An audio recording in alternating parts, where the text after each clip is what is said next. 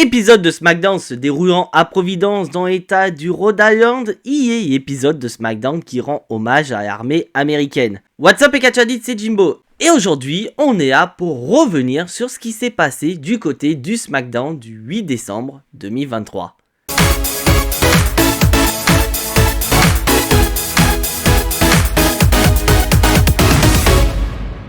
Et quoi que de mieux que de démarrer cet épisode de SmackDown qui rend hommage à l'armée américaine et Catchadit, que de démarrer par ce fameux tournoi pour élire le futur challenger numéro 1 au titre de Logan Paul. Et pour ce premier combat, et Catchadit, on va avoir une confrontation qui va opposer Santos Escobar à Dragon Lee, sous le regard attentif du champion nord-américain Dominic Mysterio. Car petite piqûre de rappel, Catchadit, du côté de NXT Deadline, Dominic Mysterio affrontera Dragon Lee. Et oui, c'est vrai, à la base, Dominic Mysterio devait affronter Wesley, sauf que ce dernier étant blessé, il a dû renoncer à son match de championnat face à Dominic Mysterio. Donc de ce fait, Rey Mysterio a décidé de désigner l'adversaire de son fils, et son adversaire n'est nul autre que Dragon Lee.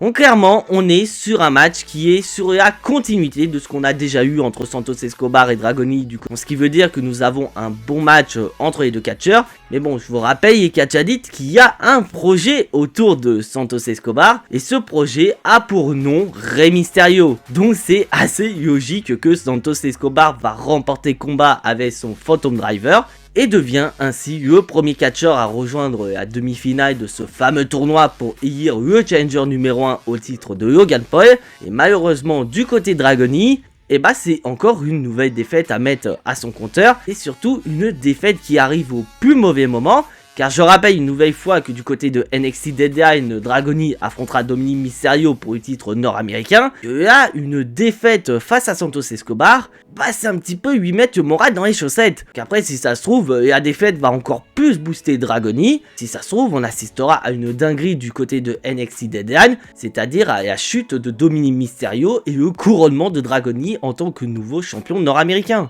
Tout est possible maintenant à la WWE. Après nous avoir remontré ce qui s'est passé la semaine dernière avec la signature de Randy Orton qui rejoint officiellement le roster de SmackDown, dirigeons-nous et Catchadit du côté du bureau du General Manager Nick Aldis qui va être rejoint par Randy Orton. Et Randy Orton semble payer une amende à Nick Aldis. Oui, petit piqûre de rappel, Randy Orton a porté un énorme RKO à Nick Aldis, qui fait que c'est un petit peu interdit de porter une prise sur un officiel de la WWE. Donc Randy Orton n'a pas eu d'autre choix que de se cotiner une amende. Donc Randy Orton il est présent pour payer l'amende, comme ça on passe à autre chose. Justement, cette autre chose, Randy Orton va revenir là-dessus, puisque ce soir dans le main event de SmackDown, il fera équipe avec LA Knight pour affronter Jimmy Uso et Solo Sikoa. Donc Randy Orton demande pourquoi Nick Aldis a décidé d'organiser un match tag team alors qu'il veut affronter la Bloodline tout seul. Et Nick Aldis va expliquer que comme lui il veut confronter la Bloodline et LA Knight veut confronter la Bloodline, donc pourquoi ne pas les mettre tous les deux en équipe pour affronter la Bloodline. Comme ça tout le monde est gagnant et tout le monde pourra se confronter à la Bloodline. Et là ce qui va être marrant et Catchadit, c'est que Nick Aldis va regarder le montant du chèque et il va remarquer que le chèque est un montant de 100 000 $, alors que l'amende qui a donné à Randy Orton ne vaut que 50 000 $. Donc Nick Aldis il se pose la question, pourquoi t'as décidé de me faire un chèque qui vaut le double de ce que je t'ai donné en amende? Et Randy Orton il va répondre, écoute Nick, c'est juste une avance pour ce qui pourrait arriver dans le futur. Donc ce qui va laisser Nick Aldis totalement sur le cul, mais surtout il va se demander est-ce que Orton il a prévu de me recoller un autre RKO, ce qui n'est pas tout à fait possible vu l'avance qu'il vient de lui donner. Et suite à ce moment assez drôle entre Randy Orton et Nick Aldis, on repart dans le ring pour accueillir Cody Rhodes. Et oui, et Catchadit, Cody Rhodes a été annoncé pour cet épisode de SmackDown, alors qu'à la base Cody Rhodes appartient au roster de Raw. Mais bon, rassurez-vous, et Catchadit, Cody Rhodes il n'est pas là pour rappeler son histoire avec Roman Reigns, ou encore rappeler qu'il a officialisé sa participation au Royal Rumble. Non, Cody Rhodes, il est là pour autre chose et Catchadit, car petit piqûre de rappel, cet épisode de SmackDown est un épisode spécial qui rend hommage à l'armée américaine. Donc Cody Rhodes il est là pour féliciter les soldats américains qui sont présents lors de cet épisode de SmackDown, et il va nous présenter des soldats américains qui vont nous faire une démonstration de manipulation d'armes. Donc là Cody Rhodes il est juste là pour être l'hôte spécial de cet épisode de SmackDown. Rien de plus, rien de moins. Et on va continuer cet hommage à l'armée américaine avec le deuxième match du premier tour de ce tournoi pour élire le challenger numéro 1 au titre de Logan Paul. Et pour ce deuxième match, nous allons avoir une confrontation entre Bobby Lashley et Karrion Kross. Bon, en soi, le match, j'ai pas grand chose à dire, c'est un match plutôt correct entre Bobby Lashley et Karrion Kross, mais sans déconner et Catch Addict, j'ai noté beaucoup de points noirs par rapport à ce combat. Déjà, dans un premier temps, c'est la gestion de Bobby Lashley. Car je rappelle, petite piqûre de rappel, Catch Addict, Bobby Lashley a tourné heel et y a monté un clan avec les Street Profits. Et bah pour ce match, on a totalement oublié le fait que Bobby Lashley y est heel, parce que là c'est littéralement le babyface de cette confrontation. Donc ok, on va nous rappeler que Bobby Lashley a fait partie de l'armée américaine, que comme c'est un épisode de SmackDown qui rend hommage à l'armée américaine, donc c'est assez logique qu'on essaie de présenter Bobby Lashley comme un babyface. Et de ce fait, durant l'intégralité du combat, le public de SmackDown va être à fond derrière Bobby Lashley. Sans déconner, tu peux pas changer la gimmick d'un catcheur, tout ça parce que c'est un épisode spécial. Et vous vous doutez bien que c'est pas Karrion Kross qui va remporter le combat. Non, c'est Bobby Lashley qui va porter un spear pour le compte de 3 et va avancer dans ce fameux tournoi. Et ira donc affronter Santos Escobar d'ici 2 semaines. Bon, franchement, vous étiez étonné de la fin du combat? Moi, personnellement, j'étais pas du tout étonné. Parce que, ok, ça fait plaisir de revoir Karrion Kross, ça fait plusieurs semaines qu'on ne l'avait pas vu. C'est justement ça le problème, ça fait plusieurs semaines qu'on n'a pas vu Karrion Kross à la WWE. Alors qu'il y a de ça 1 an, on était heureux de voir Karrion Kross de retour à la WWE. On se disait, putain, c'est le retour de Karrion Kross, le Karrion Kross qu'on a connu du côté de NXT qui écrase tout le monde sur son passage. Et non ce fameux Karrion Kross qu'on a vu dans le roster principal qui était habillé comme un gladiateur version Wish quoi. Et bah non, apparemment c'est un petit peu le mix des deux. Il y a certes le look du Karrion Kross de NXT, mais c'est avant toute chose le Karrion Kross qu'on a connu du côté de Raw. C'est un Karrion Kross qui ne sert strictement à rien. Et franchement, ça me fait chier de le dire, mais je pense que Karrion Kross est une énorme déception. Alors que j'adore le personnage. Dites-moi ce que vous en pensez. Backstage, on va retrouver Damage Control et surtout une Bayley qui s'excuse sur ce qui s'est passé la semaine dernière. Car petite piqûre de rappel et Catch Addict, la semaine dernière, Bianca Belair a affronté Kairi Sane. Et Bianca Belair a dans collimateur le titre détenu par Io Sky. Et pour avoir son match de championnat, Bianca Belair doit vaincre chaque membre de Damage Control. Et la première à se présenter sur son chemin était Kairi Sane. Mais au bout de quelques minutes de combat, Bayley est intervenue pour aider Kairi Sane. Sauf que malheureusement, Bianca Belair a battu Kairi Sane et avance petit à petit vers son objectif qui est un match de championnat face à Io Sky. Donc Bayley est là pour s'excuser. Mais meuf, pourquoi tu t'excuses? C'est pas toi qui a causé la défaite de Kairi Sane. Toi t'as intervenu, ton intervention était bonne. C'est juste que Kairi Sane a été trop conne, elle a pris son temps et Bianca Belair a retourné la situation à son avantage. Et Bayley va même proposer à Damage Control de ne pas être présent aux abords du ring, car elle rappelle que Asuka contre Charlotte Flair est un rematch de WrestleMania 34. Et Dakota Kai va souligner que l'idée de Bayley est excellente, donc elle apprécie que Bayley se porte volontaire pour rester en coulisses, mais les autres membres de Damage Control, elles vont aller en ringside pour aider Asuka. Ah là, Bayley vient tout juste se faire avoir. Donc est-ce que Damage Control continue à ne pas avoir confiance envers Bayley? Sauf que c'est totalement con et Catch Addict, parce que Bayley n'a aucun cas causé la défaite de Kairi Sane la semaine dernière, je le rappelle.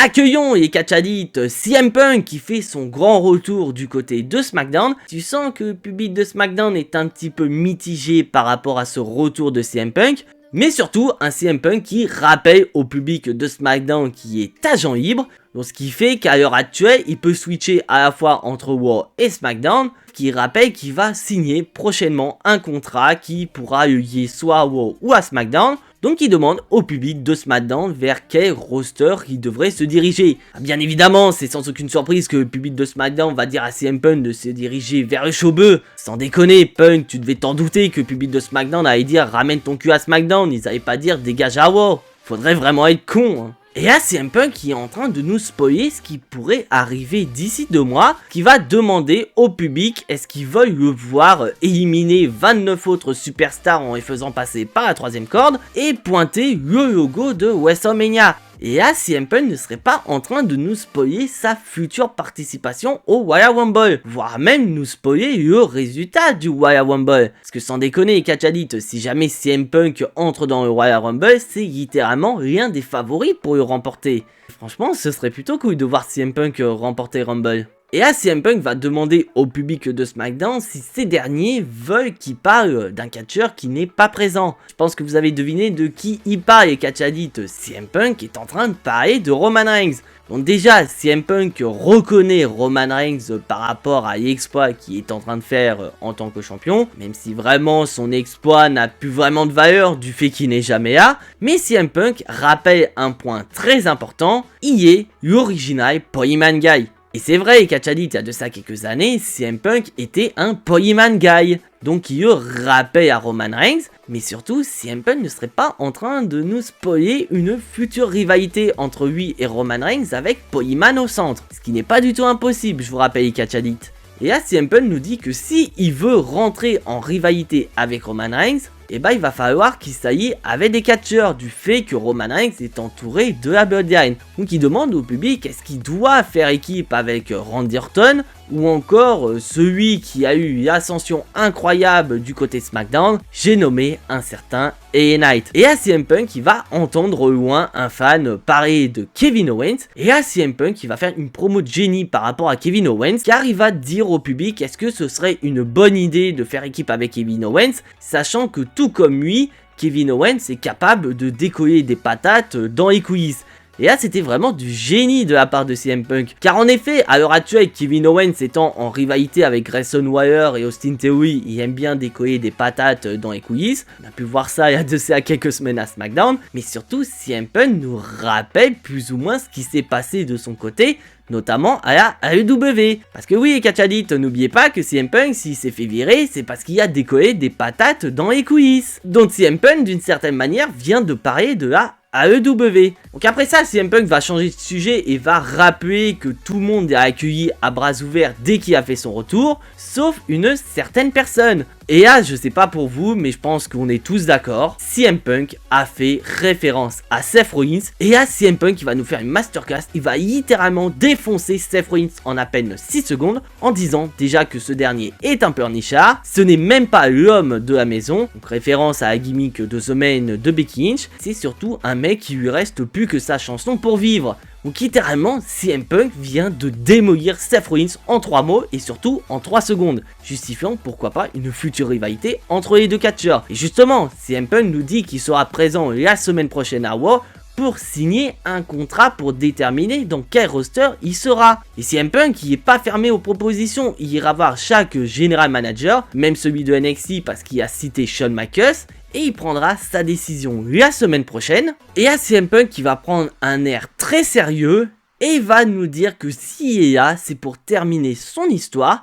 Et son histoire elle est toute simple. Il veut aller à WrestleMania et faire le main event, et pourquoi pas avoir son WrestleMania moment, c'est-à-dire remporter un match de championnat sur la plus grande scène du monde. Ah non, sérieusement, j'ai adoré la promo de CM Punk. Donc là, d'une certaine manière, CM Punk vient de dévoiler son programme à la WWE. Donc déjà, probablement, il va participer au Royal Rumble, peut-être le gagner, partir en feud avec Seth Rollins, mais également partir en feud avec Roman Reigns. Littéralement, si CM Punk est à la WWE, il n'est pas là pour rigoler, il est là pour affronter les plus grands noms. Ça va être totalement dingue et je suis impatient d'être la semaine prochaine. Bon, même si on se doute bien où est-ce qu'il va signer, Catch Addict, il va signer à Raw, parce que ce sera un peu con qu'il y a à SmackDown, sachant que Randy Orton vient tout juste de signer, et qu'il y a beaucoup de catcheurs qui toquent à la porte de Roman Reigns, notamment LA Knight, Randy Orton ou encore AJ Styles. Et spoiler alert, AJ Styles on ne verra pas du tout, alors qu'il était annoncé. Et après ça, avec Catch Addict, on va passer à l'avant-dernier combat de cet épisode de SmackDown, le match opposant Charlotte Flair à Asuka. Et avant même que le combat démarre, Catch Addict, au moment où Asuka va faire son entrée, et Damage Control va se faire attaquer par Mia Yim et Zelina Vega. Car pour rappel, Catch Addict, il y a de ça quelques semaines, l'équipe de Bianca Belair cherchait une partenaire pour faire face à Damage Control du côté des Survivor Series War Games. Et Damage Control a attaqué chacune des catcheuses qui ont été approchées par la team de Bianca Belair. Et donc parmi ces catcheuses, il y avait Zelina Vega et Mia Yim. Et comme si ça suffisait pas, Catch Addict, nous allons avoir Shotzi et Bianca Belair qui vont se joindre à la fête. Ce qui fait que Yoskai et Kairi Sane vont se retrouver bien dans la merde. Parce que oui, elles vont se faire démolir à 2 contre 4. Ce qui fait que le match entre Charlotte Flair et Asuka devrait se dérouler en 1 contre 1 sans intervention. Donc en soi, au niveau du combat, j'ai pas grand chose à dire, c'est un match entre Charlotte Flair et Asuka. Mais il va se passer quelque chose de très grave durant le combat, et on passe à la pub, retour de pub, et on voit que quelque chose cloche du côté de Charlotte Flair. Elle semble être blessée. Et après le combat, je suis allé voir sur les réseaux sociaux, je me suis renseigné, et bah effectivement c'est le cas, durant la pub aux États-Unis, Charlotte Flair se serait blessée. Ce qui fait que ça devient un peu compliqué pour Charlotte Flair de combattre Asuka, mais voilà, Charlotte Flair, elle veut son match de championnat tout comme Bianca Belair, donc elle va tenter de porter sa prise en 8 sur Asuka. Donc on se dit ça y est, c'est terminé, Asuka va taper, personne de Damage Control ne va intervenir pour la sauver. Et bah figurez-vous que non les Catch Addict, car à la surprise générale, ce qui n'est pas réellement une surprise, nous allons avoir Bayley qui va intervenir pour casser la prise en 8 de Charlotte Flair, qui va énerver Charlotte Flair, et cette dernière va s'en prendre à Bayley. Et tout ça va permettre à Asuka de porter un roll-up pour le compte de 3 et ainsi remporter la victoire sur Charlotte Flair. Donc tout comme la semaine dernière, Bayley a fait une bonne intervention durant le combat, mais à la différence de la semaine dernière, son intervention a permis à Asuka de remporter la victoire. Mais je rappelle encore une fois, et Catch a dit que ce n'est pas la faute de Bayley si Kairi Sane a perdu son combat la semaine dernière. Mais si on part dans l'idée que Charlotte Flair doit faire exactement la même chose que Bianca Belair, c'est-à-dire battre chaque membre de Damage Control pour avoir un match de championnat, bah là clairement on peut dire que la route vers le titre pour Charlotte Flair est officiellement terminée. Donc reste à voir la semaine prochaine si Damage Control va redonner leur confiance envers Bayley, surtout suite à cette intervention qui a permis à Asuka de remporter la victoire. De retour en coulisses avec Nick Aldis qui donne un contrat à CM Punk. Une petite piqûre de rappel et Catch Addict, CM Punk doit signer un contrat la semaine prochaine et il a avoué lors de sa promo qu'il va écouter chaque proposition des general managers. Donc là, il a récupéré le contrat de Nick Aldis, donc il va certainement profiter du week-end pour le lire. Et là d'un coup, on va avoir Cody Rhodes qui va arriver et rejoindre CM Punk, et Cody Rhodes va revenir sur les propos de CM Punk, notamment sur le fait qu'il veut remporter le Royal Rumble, et qu'en plus Cody Rhodes a officiellement annoncé sa participation au Royal Rumble. Donc Cody Rhodes trouve ça très intéressant, mais il y a quand même une petite touche de respect entre les deux, et Cody Rhodes souhaite la bienvenue à CM Punk. Pour le moment, il n'y a que du respect, mais si jamais ces deux-là se retrouvent au Royal Rumble, je pense pas qu'il y aura le même respect entre les deux, surtout quand t'as un main event de WrestleMania à la clé. Toujours en coulisses avec Randy Orton qui se prépare pour son main event où il fera équipe avec LA Knight pour affronter la Bloodline. Justement, en parlant de LA Knight, ce dernier va arriver pour confronter Randy Orton. Et il n'aura même pas le temps de parler, Catch Addict, parce que CM Punk va également arriver. Et un CM Punk qui va souhaiter bonne chance à Randy Orton et LA Knight. Et Randy Orton, il va demander à LA Knight si ce dernier y est prêt à affronter la Bloodline ce soir à SmackDown. Et bien évidemment, LA Knight va répondre par un énorme Donc c'est parti, Catch Addict, main event de cet épisode de SmackDown opposant Randy Orton et LA Knight face à la Bloodline. Et à noter, Catch Addict, qu'il s'agit du premier match de Randy Orton depuis son retour du côté des Survivor Series.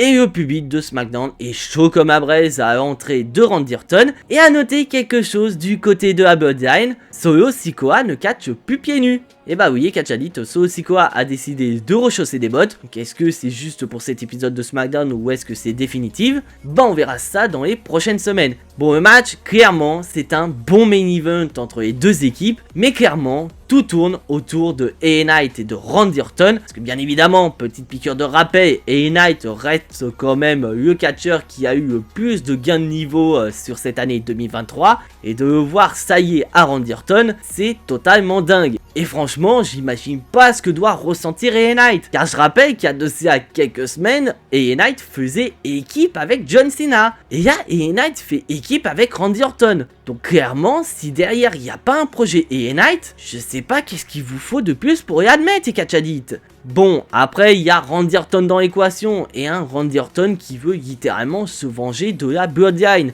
Donc au moment où LA Knight va faire le hot tag, Randy Orton va se déchaîner sur Jimmy Uso et Solo Sikoa, et c'est surtout que le public de SmackDown est à fond derrière la Vipère. Donc c'est pas étonnant que le match va se terminer avec Randy Orton qui va porter son RKO sur Jimmy Uso pour le compte de 3 et ainsi donner la victoire à son équipe. Donc une victoire qui fait plaisir à LA Knight et Randy Orton car ils commencent leur vengeance auprès de la Bloodline, mais c'est surtout une défaite qui va pas faire plaisir à un certain Roman Reigns puisque la semaine prochaine Roman Reigns sera de retour, que peut-être que Roman Reigns va péter un câble déjà par rapport à cette défaite de Jimmy Uso et de Solo Sikoa. Et surtout, il va peut-être péter un câble par rapport au retour de Randy Orton.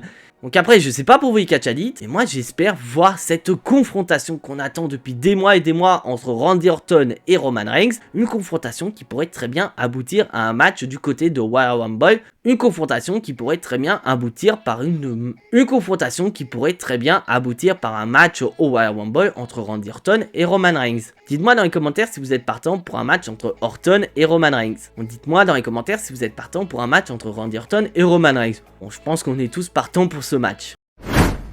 Et c'est sur cette victoire de Randy Orton et LA Knight que se termine cet épisode de SmackDown. Un épisode de SmackDown que j'ai trouvé plutôt bon dans l'ensemble, même si je l'avoue ça reste un épisode de SmackDown qui rend hommage à l'armée américaine. Ça reste quand même un bon épisode de SmackDown, avec des bons points comme la promo de CM Punk ou encore le main event avec LA Knight, Randy Orton contre la Bloodline. Après il y a quand même des points noirs comme notamment le match opposant Bobby Lashley et Karrion Kross. Donc n'hésitez pas à me donner votre avis dans les commentaires, ce que vous avez pensé de cet épisode de SmackDown. Bien sûr, si vous appréciez ce que je fais, n'hésitez absolument pas à lâcher votre plus gros pouce bleu qui fait très plaisir à la chaîne. Si bien sûr vous n'êtes pas encore abonné à cette chaîne YouTube, vous savez ce qu'il vous reste à faire après avoir vu cette vidéo, c'est de cliquer sur le bouton abonner, c'est entièrement gratuit et ça soutiendra la chaîne. On se rapproche petit à petit des 1500 abonnés, c'est totalement dingue et je peux que vous remercier.